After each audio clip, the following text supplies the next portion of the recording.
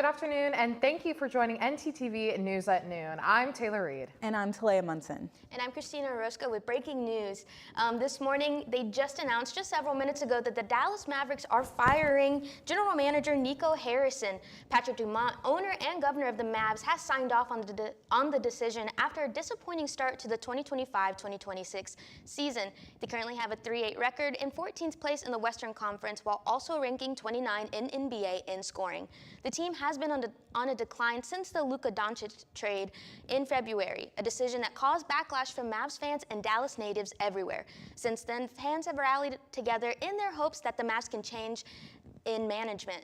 Throughout their outcries of fire Nico at games and online discourse. More word from the Dallas Mavs later.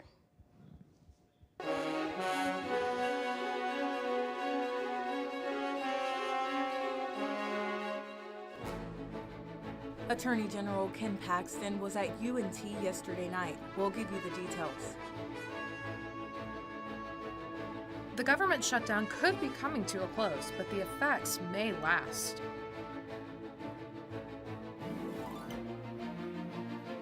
And how does a volcano make a tornado? Stay with us. Broadcasting live from the University of North Texas, this is NTTV News at Noon.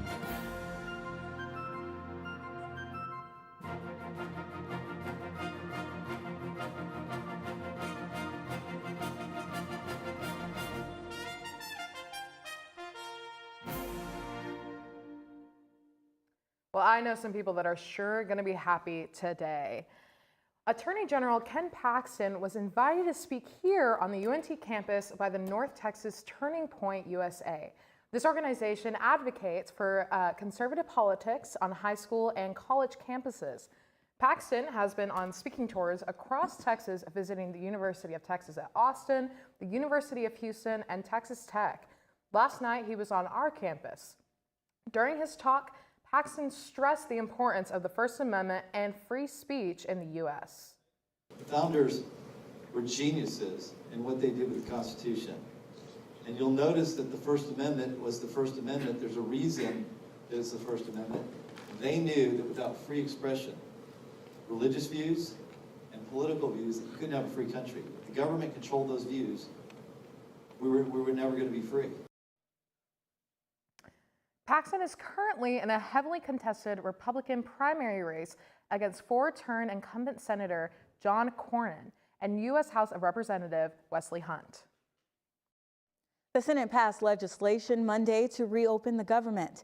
The 60-40 vote included 8 Democrats that ratified a deal with Republicans despite criticism within their party. As of now, the legislation is going into a House vote to possibly end the 41-day shutdown. The House of Representatives are expected to vote on the resolution on Wednesday. President Donald Trump is warning air traffic controllers who don't show up for work that they'll have their pay cut. On Monday, on his social media post, Trump said air traffic controllers who have taken time away from their job during the government shutdown would be, quote, substantially docked.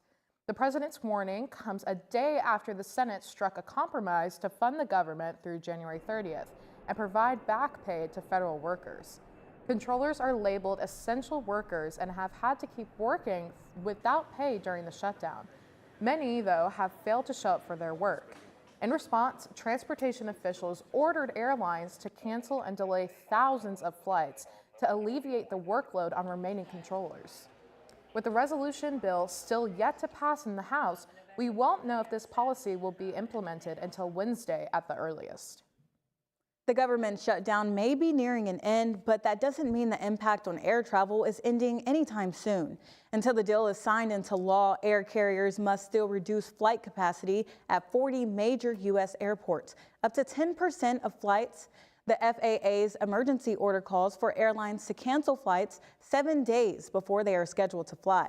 Once those flights are canceled, they cannot easily be restored. If the shutdown ends this week and air traffic controllers come back to work, one aviation consultant thinks air travel can be very close to recovered by Thanksgiving. But even when the government reopens, the number of controllers returning to work may not recover immediately. In the meantime, an appeals court has rejected the Trump administration's effort to block full SNAP payments, but many recipients are still in limbo. Millions of Americans remain- Hubbard, has more on where SNAP recipients stand.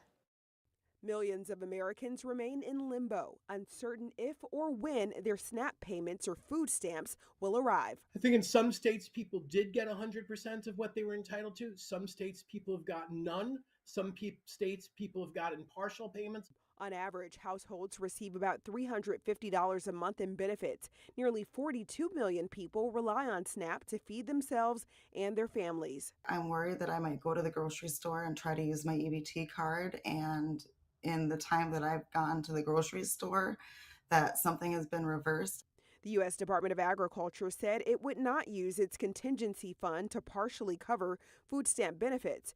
But 2 federal judges ordered the USDA to use emergency funds to partially cover November benefits.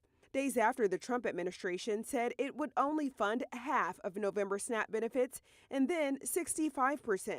A federal judge stepped in again to order full payments be made, but the Trump administration filed an appeal. Supreme Court Justice Ketanji Brown Jackson temporarily halted that order Friday evening to allow the appeal to play out. Some states that hastily dispersed full payments were ordered to undo those distributions by the USDA on Saturday. They're saying, well, we want that money back. They're not getting it back. A group of Democratic-led states and a coalition of cities, nonprofits, unions, and small businesses have launched fast-moving legal challenges seeking to restore full benefits. I'm Sherelle Hubbard reporting. While the bipartisan Senate deal plans to fund the government through January 30th and ensure SNAP benefits through fiscal year 2026, the successful procedural vote is only a first step. The measure must still pass the House before heading to the president's desk. And that's not all. While that's in the work, Trump has proposed to pay middle and lower income Americans $2,000 while lowering the country's debt. Trump says he wants to pay Americans back for the revenue tariffs are bringing in, costs that are paid by businesses who pass it on to consumers. Trump wants to issue a dividend of $2,000 and use the remaining tariffs to go toward the debt. But the proposal comes with some obstacles. Budget experts say there is not enough revenue for the rebates and could add to the debt. However, his administration says the plan won't involve direct payments to taxpayers and could come in other forms like tax cuts. But Trump continues to push for monetary payments. Speaker Mike Johnson has held a daily press conference throughout the government shutdown, routinely taking reporters' questions. But after the Senate advanced the bipartisan deal to end the shutdown, Johnson broke from that routine, leaving without taking any questions. Manu Raju explains why. There are probably lots of questions, but I'm going to get a lot of my own questions answered later today, so stay tuned for more. Thanks so much. Speaker Mike Johnson has had a consistent routine throughout the course of this historically long 41-day government shutdown. Good morning, everybody. At 10 a.m. Eastern, he'd gather reporters. He'd hold a press conference virtually every single day, answering questions on a whole wide range of topics. House officials say that the Speaker and all members are required to actually answer one question at least when they have a press conference in the House Radio TV gallery. But the day after the Senate advanced a bipartisan deal to reopen the government, it was different. He did not answer any questions. Can you answer some questions about what's happening? Speaker, you're required to take a question. Now, Johnson is facing a lot of questions about what's next for the GOP agenda, including over the issue of health care. That was central to the government shutdown fight. And Democrats in the Senate did get a commitment for a vote in their chamber on that issue. Johnson has not committed to that. And there are other questions about what else is left for Republicans to do, given the fact that they have been out of session since September 19th, as the Speaker made the decision to keep them out of session in order to pressure Democrats to move on the government shutdown fight. But there is a lot to be done, given that the chamber has only been in session for 22 days since the beginning of July. Backyard camera footage obtained by CNN captured a turboprop plane carrying aid and supplies to Jamaica crashing in a pond in Coral Springs, Florida. Take a look.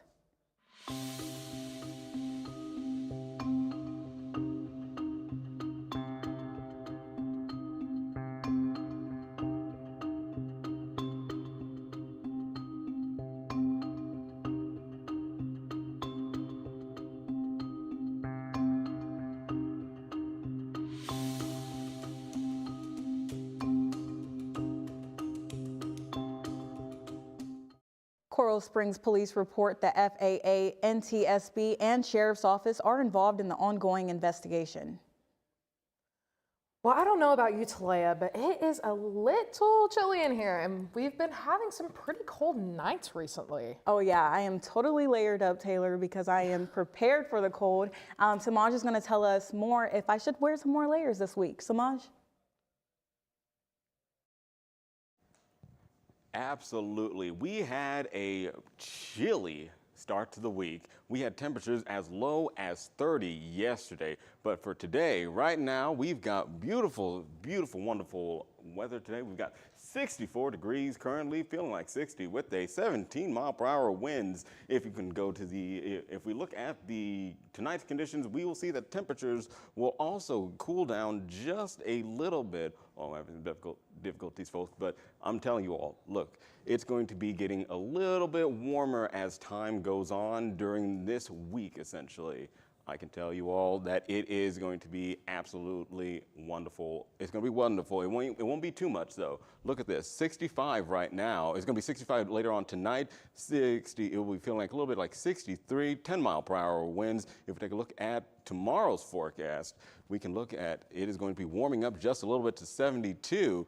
But it'll be feeling like 70 with 5-mile-per-hour winds. And I also have your full weather coming right up. Back to you.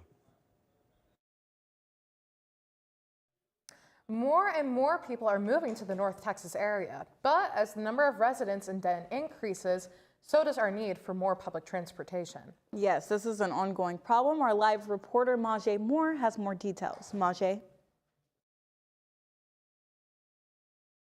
Well, there comes a time. According to a Texas migration report, the Valley Girls, the Floridians, and the hip Coloradans are all making their way down to the Lone Star State, which is actually causing major population growth. By 2050, it's projected that over 9 million more residents will be living in the state of Texas. The number of drivers in Texas has already outspaced the ability to expand existing highways or even build new ones. So, what are we going to do? The Texas Department of Transportation has a plan titled the Statewide Multimodal Transit Plan. The agency has released outlines of boosting public transportation in smaller urban areas and between the major cities. Public discussion meetings have already started to be held across the state, but this does not mean that lawmakers will approve of it. Increasing statewide transit could cost tens of billions of dollars. Well, I know for driving folk like you and I, public transportation could be a bit of ease for our daily commute. Well, that's all I have for y'all today. I'm Majay Moore with NTTV Noon News. Back to y'all at the desk. Thanks, Majay. Parents of young flood victims may finally be getting justice. And is measles on the rise? Some places aren't as safe from the virus as you think. Coming up. Hey. Oh, hey. What's up? Nothing much. I'm really bored. I feel like there's nothing to do. Are you kidding? The MRTS picture show is happening. The MRTS what? Come with me. Okay. It's a series of free film screenings right here on campus. And there's free popcorn. Nice. Thank you.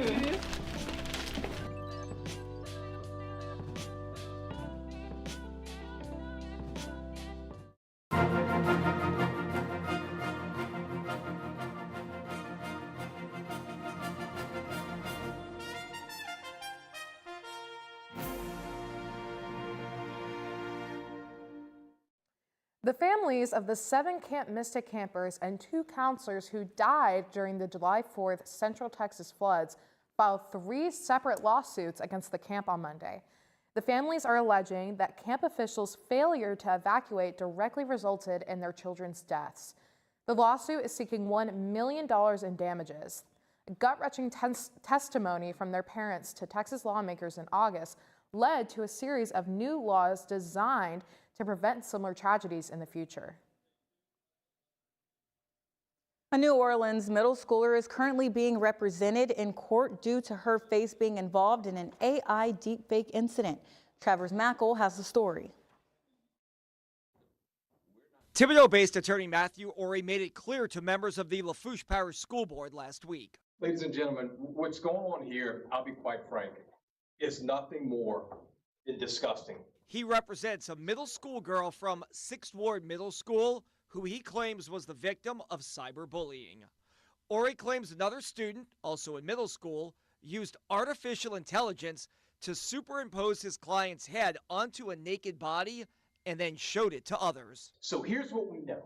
We have a kid, undoubtedly, whose images were taken, manipulated, and manufactured of child pornography by a student at that school. Ori claims the girl reported the incident to the school immediately. She asked them for help. She was denied.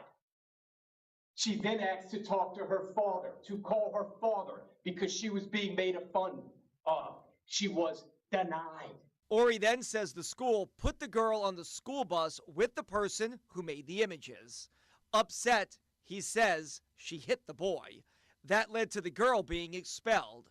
Ori says actions by the girl were screened by the Lafourche Parish DA. They will not. They have adamantly said they will never charge that little girl with battery. School system leaders did address the matter at last week's hearing. There were many members of her staff who were aware of the allegations. Jared Martin is the superintendent of the school system in Lafourche Parish. There were at least, I'm afraid to put a number to it, but well over half a dozen students who were circulating these photos amongst themselves all in the back of that bus. Unfortunately, this despicable behavior had become pervasive that particular day amongst many students.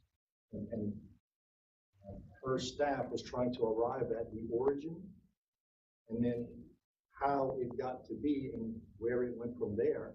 The sheriff's office confirms it is investigating the matter, and one state lawmaker says he'll also take action. The current law, as it pertains to disseminating artificial intelligence photographs, is a misdemeanor crime. So my intention is to change that crime of creating these photographs and create a felony. Because State Rep Ryan Fontenot says AI deepfakes have to be regulated.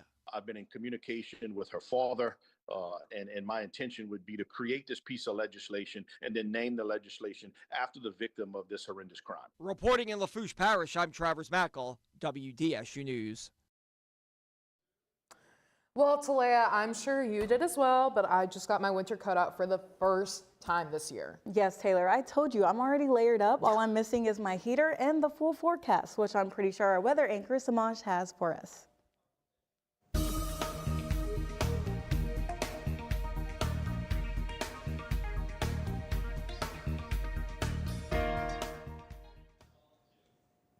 Absolutely. But before we go into the full weather, we've got to talk about this tornado eruption in Hawaii. Take a look at this. The eruption took place at the southernmost island of Hawaii. And as you can see, there is lava just spewing across the air as high as 1,300 feet. And if you take a look at right here, yes, your eyes do not deceive you. That is a tornado, or a volcano in this case. It's basically hot. It's basically when heated air from the lava combines with cooler air.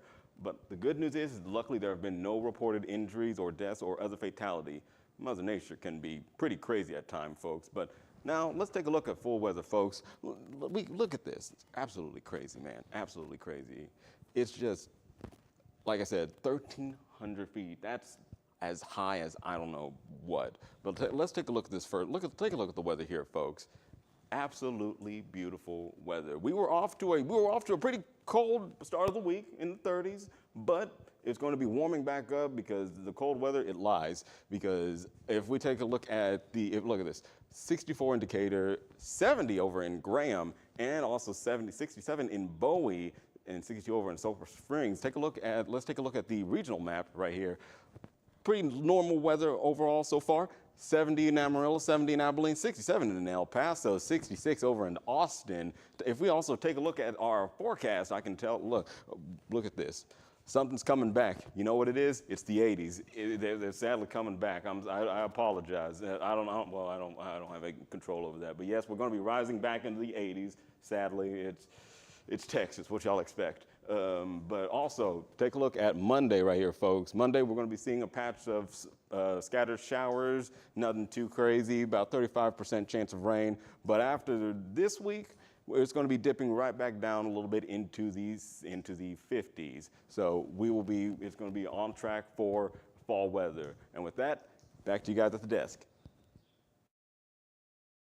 Thanks, Samaj. It looks like we are going to be bracing for some cold weather soon enough that with that, people are going to start getting sick. That's right, Taylor, but knock on wood, I do not want to get sick this winter, even though I was sick last week, but it's seriously not fun. Our segment anchor Shelby Wright can tell you what you should look out for. Shelby.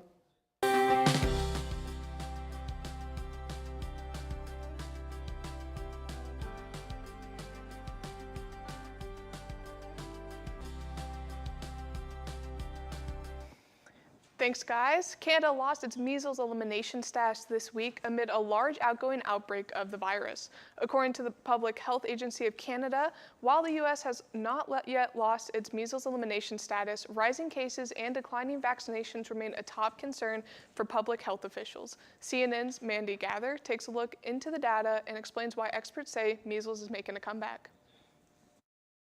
In Canada, as of last month, more than 5,000 cases of measles were reported for the year. That's more than twice as many as the previous 25 years combined, and has led to the loss of the country's measles elimination status. Some worry the status in the United States isn't far behind. We have seen quite the dramatic increase in measles really across the North America. Dr. Keisha Davis with the American Academy of Family Physicians says measles is a serious respiratory illness characterized by a sore throat, high fever, cough, and a rash on the body. Serious complications in severe cases include pneumonia, brain swelling, even death, and the virus is highly contagious. 9 out of 10 people that are exposed to someone with measles, if they are not vaccinated, 9 out of 10 of them are expected to contract measles. That's quite a high number. The latest CDC data reports 1,681 confirmed measles cases in the U.S. this year as of November 4th. Of those, 92% were unvaccinated or had an unknown vaccination status. It's very concerning that we are seeing this illness to be on the rise, especially when we know that there are very simple steps that can be done to prevent it. Davis says vaccination against measles is the best protection. It's typically given to children between 12 and 15 months of age, with the second dose given at 4 to 6 years old. We really do encourage folks to get that vaccine. For Health Minute, I'm Mandy Gaither. Following that, the Texas State Department of Health reports over 3,500 cases of whooping cough have been reported this year, reaching an 11-year high, even with 2 more highly infectious months left in the year. The uptick in whooping cough coincides with a decline in vaccination rates, according to disease experts. This is the second consecutive year the agency has had to issue a health alert. Whooping cough can have severe effects on infants, older people, and people with chronic conditions, and experts urge the best way to control the spread is to get vaccinated. You can schedule a vaccine appointment with your local clinic to help protect yourself and others from whooping cough. Thank you, and back to the desk. Thank you, Shelby. Coming up, find out about some activities that are going to be perfect for this cool weather, friends, and family. And it's officially Veterans Day. Find out how one community is honoring the fallen. Coming up. I use Flex to buy my favorite snacks. I use Flex to get me through my mornings. I use Flex at my favorite campus restaurants. I love how Flex is a cashless payment method and can be used at all campus dining venues. So, how do you use Flex?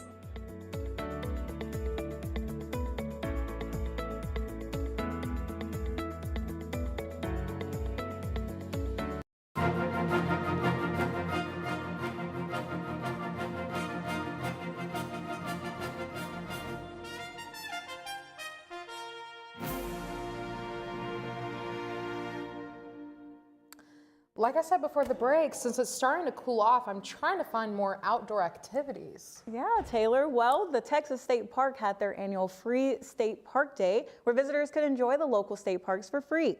Our segment anchor, Caleb Quisenberry, has more details. Caleb.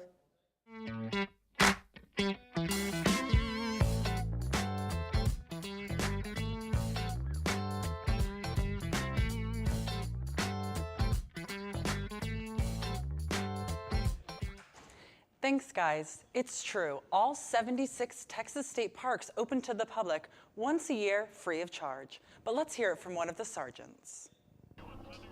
The changing season brought more than just better weather. It brought crowds. Free State Park Day invited Texans to get outside and enjoy all their local state parks, cost-free. My name's Eric Carlton. I am a sergeant for the park police officers that are assigned here at the complex. So Free Texas State Park Day was put into place to allow people to come out to the state parks to actually see what they have to offer.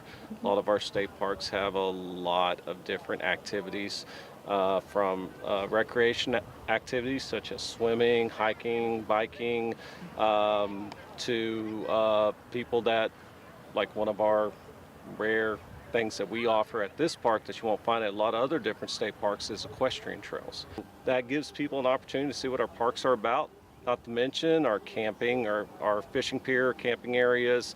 We have quite a few primitive campsites. We have a lot of water and electric campsites for people to come out if they want to stay the night. And is Texas Free State Park Day every year on November 2nd? Yes, it's a good opportunity this time of the year to wildlife watch. It gets cooler. People tend to want to be outside when it's not so hot. Wildlife's the same way. That's why even during the summer, during the evenings and then early in the mornings, you see more wildlife activity because it's cooler in those times of the day. And especially this time of the year, now that it's cooler, we're starting to see more wildlife activity. So people that want to come out and wildlife watch, it's a perfect time of the year for that. The event may be over, but park officials hope it inspires visitors to keep exploring and keep supporting Texas's natural spaces year-round.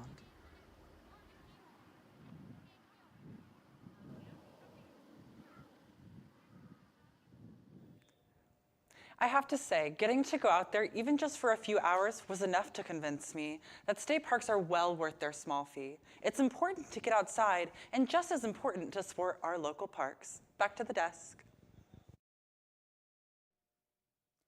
Thanks, Caleb. A famous soccer player could be moving on to bigger things. And a popular hockey team is continuing their success streak. Christina has more for the world of sports. Stay tuned for after the break for breaking news in soccer, in the soccer world, and updates on the Dallas Stars. Looking to open a free checking or savings account but don't know where to start? Check out DatQ Credit Union right here on campus. Get your Mean Green debit card instantly or apply for a DatQ Visa credit card today. Your school, your card. Plus, make deposits at their 24/7 ATM, checks or cash whenever you need it. Make sure to sign up for DatQ's online banking platform and mobile app for easy access anytime, anywhere. Visit them at www.datq.org to learn more. DatQ, the official financial institution of UNT Athletics.